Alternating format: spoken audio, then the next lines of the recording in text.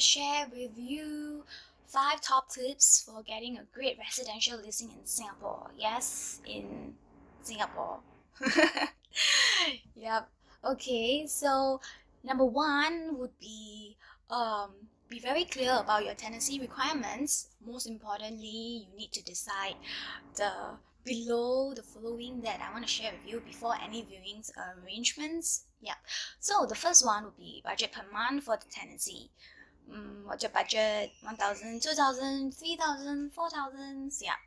Okay, second one would be types of property like condo, landed house, or HDB flats. And how many beta do you guys need? And the square area, like the how many square feet, how big do you guys want it to be? The third would be needed as a fully furnished or partially furnished with white goods. Next one would be need balcony or like helper's room if you guys have a helper. Helper's room usually would be at the back of the kitchen with their personal toilet, a very small toilet. Yeah, and preference on floor levels. You want it to be a low floor or high floor with good views. Yep. Any district or area preferences? City district will be 9, 10, 11. 1 and 2 will be at Raffles Place and Tanjong Pagar, which is the office area, busy area. Yeah. Okay, so does it have to be near MRT stations or any bus stop or anything? Or schools?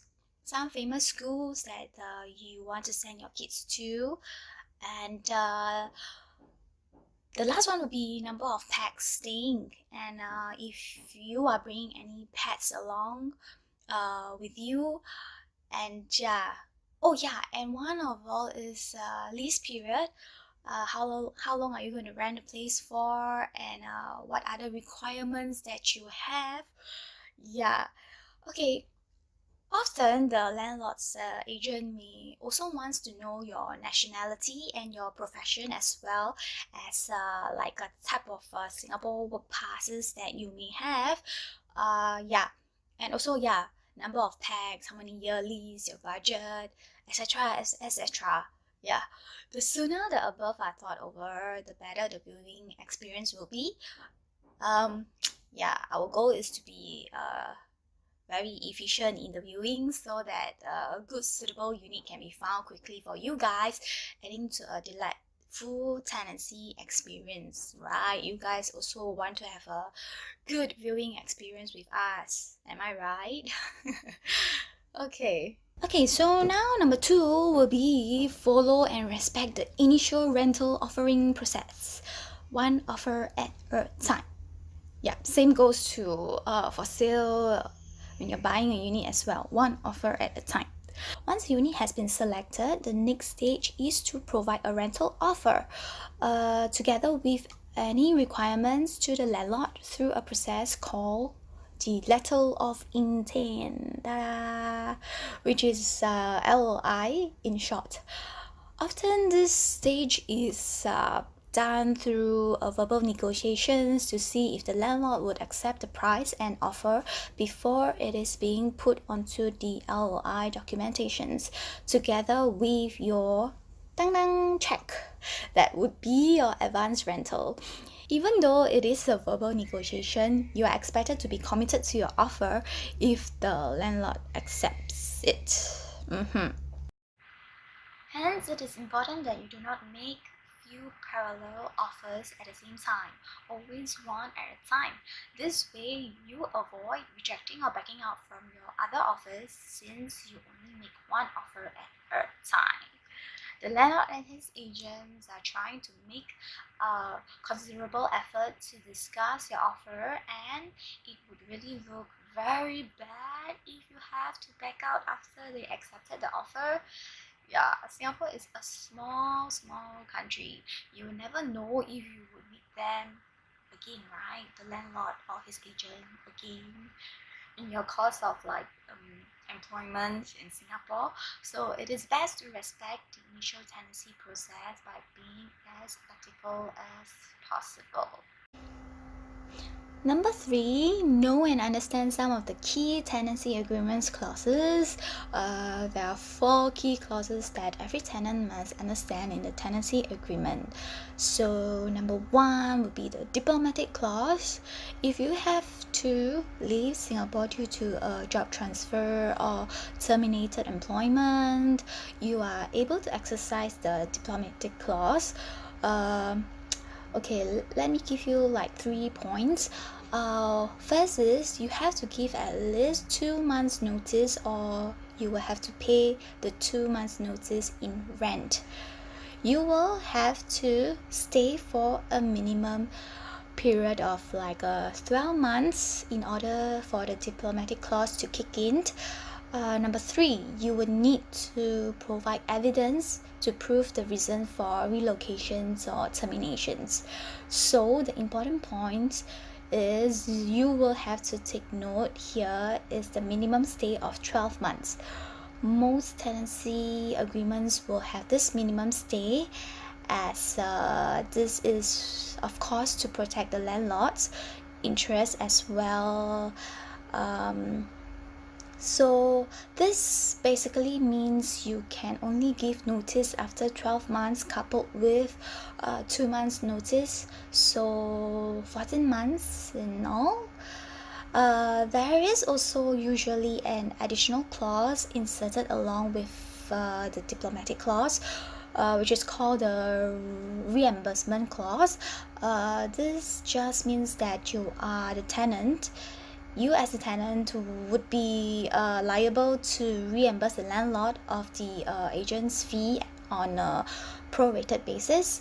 Again, depending on how desperate the landlord is to rent out their unit, you can always try to negotiate on this. Yeah. So clause number 2 would be the aircon servicing clause.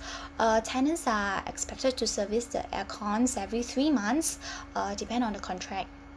Aircon maintenance clause will be included in the agreement, and to be sure to be a responsible tenant.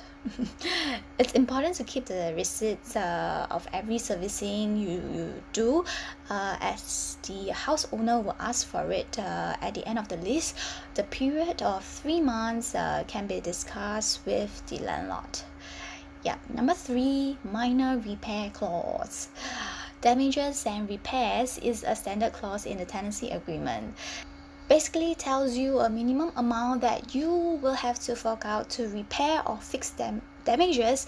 Primary cost due to wear and tear. Usually the amount would range from $150 to $200. Damages due to negligence would be completely borne by the tenants unless the landlord agrees to cover the expenses partially. Okay, you will get a grace period of up to 30 days from the start date of the tenancy to cover you in the event you discover damages caused by the previous tenants or that were already there in the first place. If you do not find the grace period in the agreement, ask for it and ensure it is included. So the 4th one would be stamp duty clause. Stamp duty on leases is payable based on the declared rental or the market rental, whichever is higher, at the lease duty rates. So lease less than 4 years would be 0.4% of the total rent for the period of the lease. This is compulsory, as if tenant did not stamp the tenancy agreement, the TA would not be valid. So the next clause would be security deposit. In Singapore, the signing of TA is often concurrent with handing over of the security deposit, so be prepared the need to do a fund transfer from overseas. By convention, not law, the security deposit is 1 month's rent for 1 year lease or double that for a 2-year lease. If there is any damages to the property besides like fair wear and tear, the landlord can subtract the cost of damage from your security deposit. So in general, the deposit is only used to cover damages for which you are directly responsible.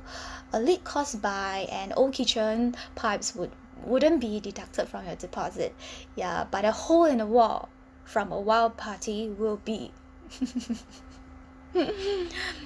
If there's a premature termination of the lease and no clause in the TA permits such terminations, your security deposit can be withheld.